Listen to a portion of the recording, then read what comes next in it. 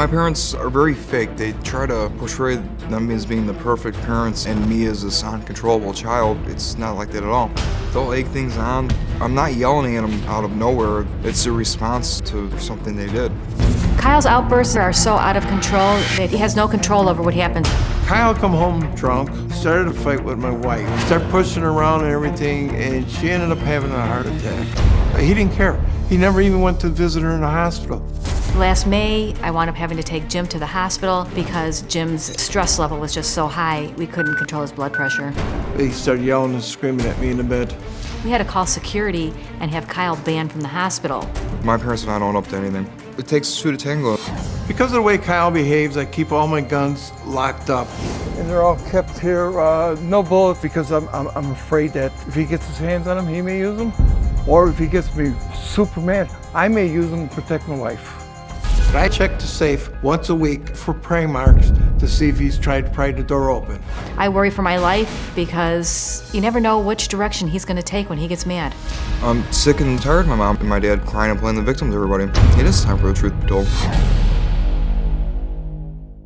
Okay, now in November of last year, you were charged with assault, right? Yeah, real quick. It's pending. I won't discuss anything that's pending right now. Okay, well, I'll discuss it. You were charged with causing bodily injury, family violence. That's a level A misdemeanor.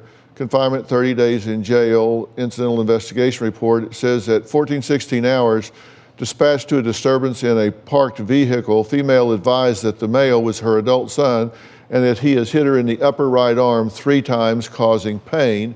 Male was then arrested. Upon release, parents allowed Kyle to return home. And that's court's coming up March 28th, so you don't want to comment on it because it's pending, so that's okay. But that's what you called the police? Yes. And he hit you in the arm? Yes. 3 times? Yes. And left bruises? Yes, he did, from here to here. In that actual report, I would like to state that it does say there are no visible marks on the victim nor the defendant. And then in June, which was 5 months earlier, there was charge number 1, assault, and this had to do with the hammer situation, right? He threatened me with a hammer and a knife. Okay, this was a first-degree felony. Charge 2, he interfered with an emergency call because you tried to call 911. But the judge actually dismissed that one. Correct. Because he was coming here. Yes. The DA filed dismissal on this because I moved out of their house because it was a toxic environment, and that was dismissed before we got the okay to come on the show. Okay, so the DA agrees that it's toxic for you to live together.